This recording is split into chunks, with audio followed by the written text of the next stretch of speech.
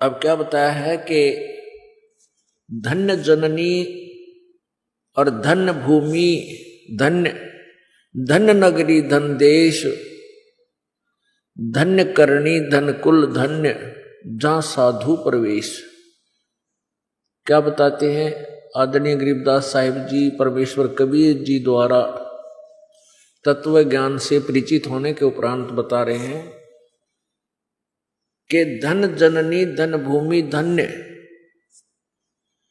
और धन नगरी, धन देश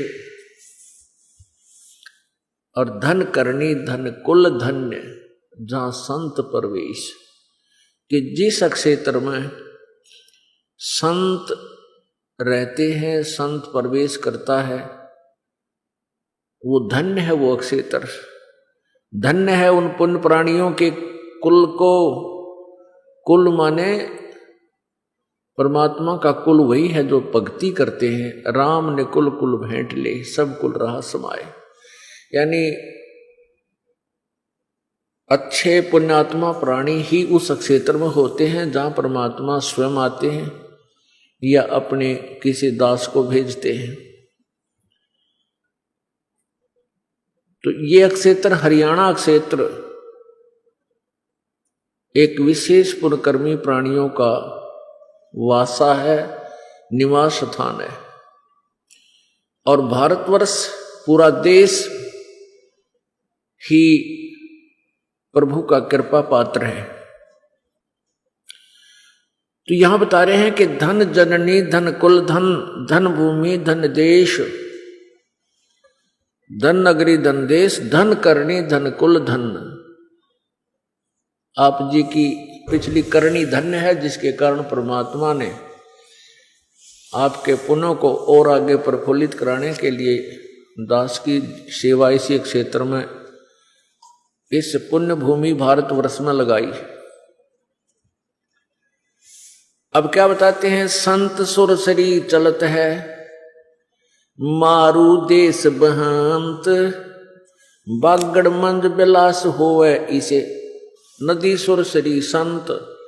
के जैसे जिस बागड़ उस क्षेत्र को कहते हैं जहां नहर ना हो, वह कोई सिंचाई का साधन ना हो, तो वो क्षेत्र पूर्ण रूप से कभी वर्षा हो जाए तो दाने इकट्ठे कर लेते हैं, अन्यथा वो बहुत ही दारिद्र होते हैं। वो बागड़ क्षेत्र कहलाता है।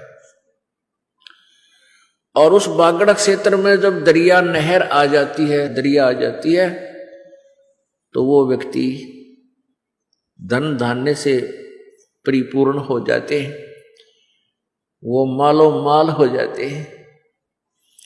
जैसे आज से लगभग 30-40 वर्ष पहले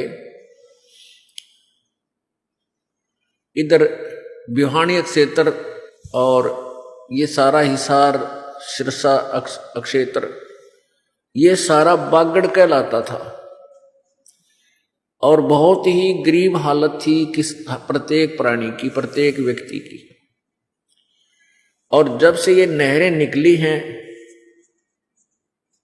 तो सबके बढ़िया पक्के तो मकान हो गए हैं, अच्छे वस्त्र हो गए, यानी खूब अच्छा गुजारा हो गया, यानी सब धनी हो गए। और जिस अभाव से, धन के अभाव से, अन्न के अभाव से, जल के अभाव से दुखी थे, वो दुख दूर हो गया। ऐसे ही जहां पर संत नहीं होते, जिस क्षेत्र में संत सुरसरी बहत है, मारू देश बहंत। मारू देश वो होता है जहां पर पानी, सिंचाई का साधन ना हो। तो संत रूपी सुरसरी माने गंगा, संत सुरसरी बहत है दरिया, और मारू देश बहंत और बागड़ मंज बिलास हो, इसे नदी सुरसरी संत।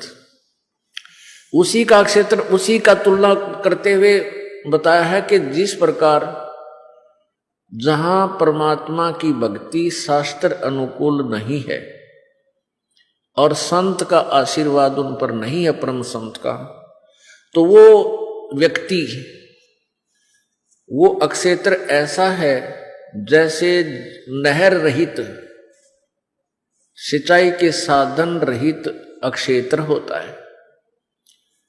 और जहां पर संत रूपी सुरसरी यानी वो गंगा बहने लग जाती है तो वो इतने सुखी हो जाते हैं जैसे दरिया आने के बाद, नहर आने के बाद वो अक्षेत्र के किसान और प्रत्येक व्यक्ति यानी मालो माल हो जाता है।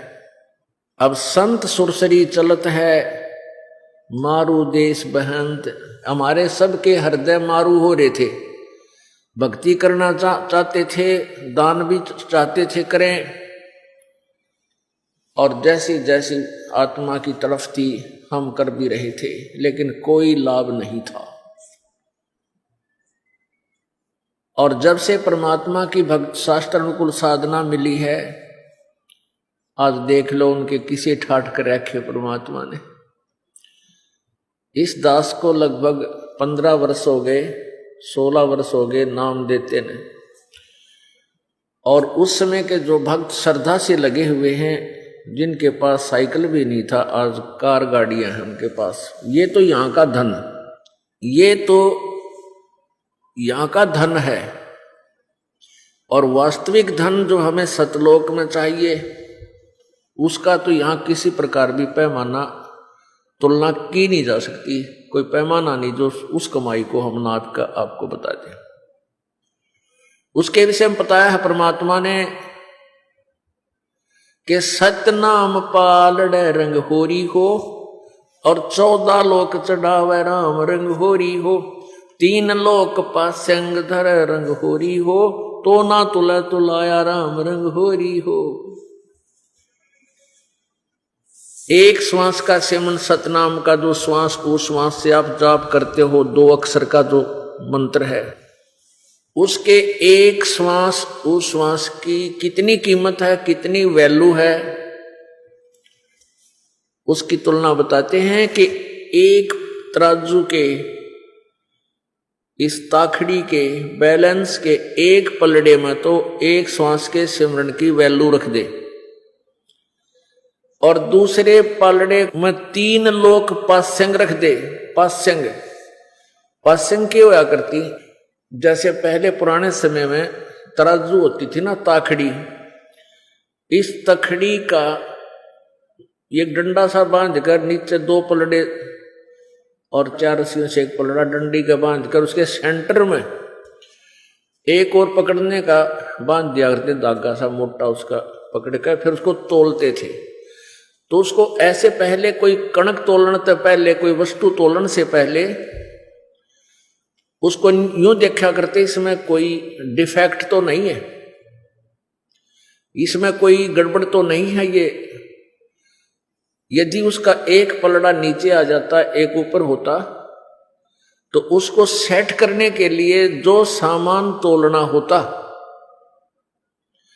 जैसे चने तोलने हैं या बाजरा तोलना है या धान तोलने हैं या गेहूं तोला कर सौदा कर, गेहूं का सौदा कर रहा है कोई सेठ, तो उसी कणक में से जैसे गेहूं उठाए और एक तरफ रख दिए, और फिर वो बैलेंस थोड़े से जितनी भी आवश्यकता हुई तो वो बैलेंस ठीक हो गया, उस तखड़ी का बैलेंस का जो है वो एरर निकल गया, डिफेक्ट निकल गया।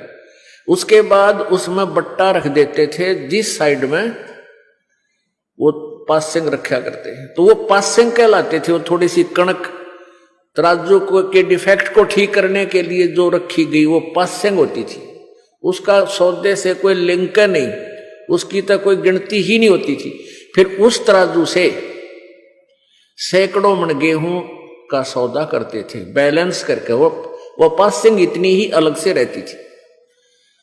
अब क्या बताते हैं,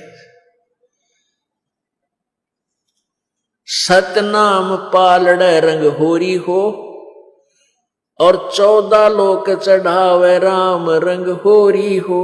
एक तरफ तो श्वास के एक सिमरन की एक कीमत रख दे एक तराजू के एक पलड़े में, और दूसरे में यहाँ के 14 लोक, ओहो, ये 14 लोक, शिव जी का लोक, विष्णु का लोक और ब्रह्मा जी का लोक, दुर्गा का लोक और ऊपर ब्रह्म लोक और धर्मराय का लोक, और फिर इनके आगे ये ऐसे 14 लोक हैं। और ये 3 लोक अलग हैं, स्वर्गलोक, पृथ्वीलोक और पाताल लोक है ये। और ऊपर है वो गोलोक और ऐसे 14 लोक हैं, भूलोक, स्वलोक, इस तरह के। तो कहते हैं